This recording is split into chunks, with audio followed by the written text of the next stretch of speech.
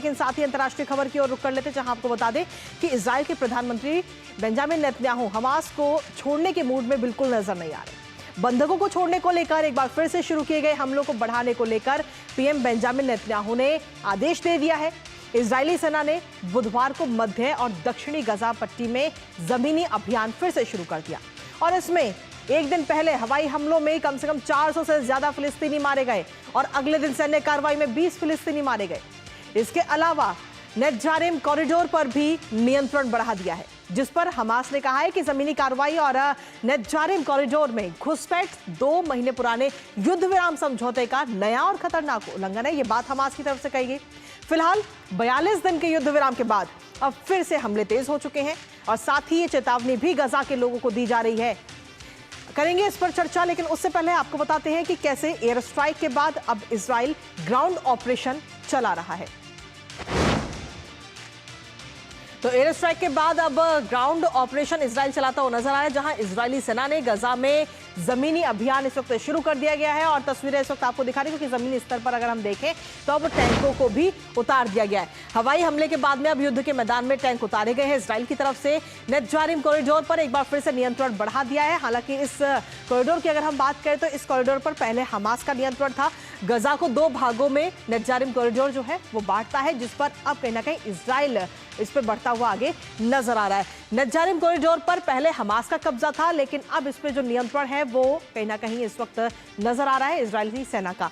Hamas को सत्ता से हटाने के लिए अंतिम चेतावनी भी इस वक्त इजराइल की तरफ से दी गई है और वहां के जो लोग हैं, जो फिलिस्तीनी है, उनको सीधे तौर पर गजा के लोगों के लिए ये चेतावनी दी गई है। गजा पट्टी के खान यूनिस इलाके में पर्चे सेना की तरफ से गिराए गए हैं और इन पर्चों के माध्यम से चेतावनी दी गई है उन सभी लोगों को और कहा है कि यहाँ आपकी जान को खतरा है, इस एरिया को तुरंत खाली करें, साथ ही हमास को भगाएं। ये बात इस वक्त कही जा रही है।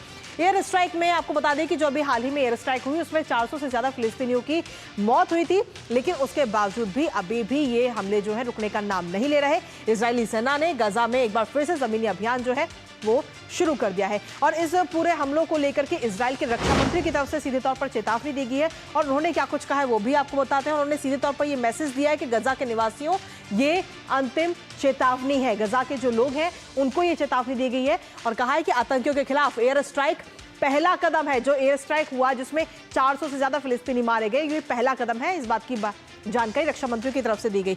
साथ ही उन्होंने कहा कि आगे हालात और भी मुश्किल हो जाएंगे।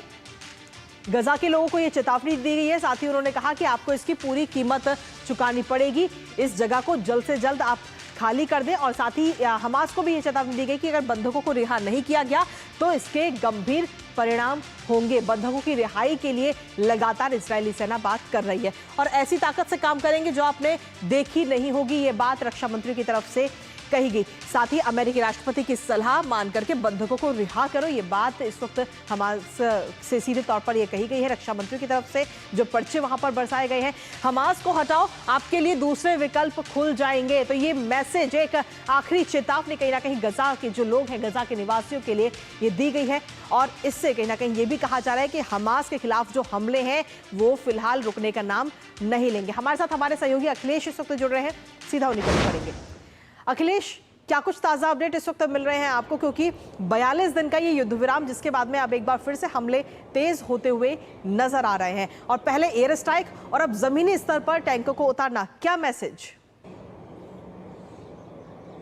देखिए, वहाँ से जो खबर आ रही है वो ये है कि अभी तक जो मारे गए लोगों की संख्या है वो 470 के करीब पहुँच गई है और कल भी कुछ लोग मारे गए हैं। तो लगातार हमले चल रहे हैं और उसमें जो सबसे महत्वपूर्ण बात यह है कि यूएन का एक हेडक्वार्टर है, उसका एक ऑफिस है यूएन का, यूएन के ऑफिस पे भी बम गिरा है। हालांकि इजरायली सेना का कहना है कि उनका हाथ नहीं है यूएन ऑफिस पे बम गिराने में, लेकिन यूएन ऑफिस पे जो बम गिरा है उसमें भी कुछ लोग घायल हुए हैं और एक की मृत्यु भी हो गई है। तो एक तरीके से कहे कि लगातार जो है संघर्ष बढ़ता जा रहा है इजराइल और जो हमास है उसके बीच में।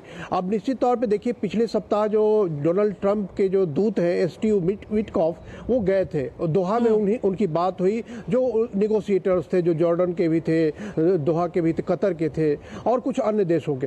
तो उन लोगों से निगोशिएशन में उन्होंने एक बात कही थी, जो स्टीव विटकॉफ है, उन्होंने कहा था कि 5 इजरायलियों को रिहा कर दीजिए अभी तत्काल, जो जिंदा हैं, इनमें कि एक अमेरिकन नागरिक भी है। और उसके अलावा उन्होंने कहा था कि 9 जो मर गए हैं, जो लोग हैं इजरायली, उनको भी छोड़ दीजिए और इसके बदले जो संख्या तय होगी उसकी अनुपात में पैलेस्टीनियन को छोड़ा जाएगा।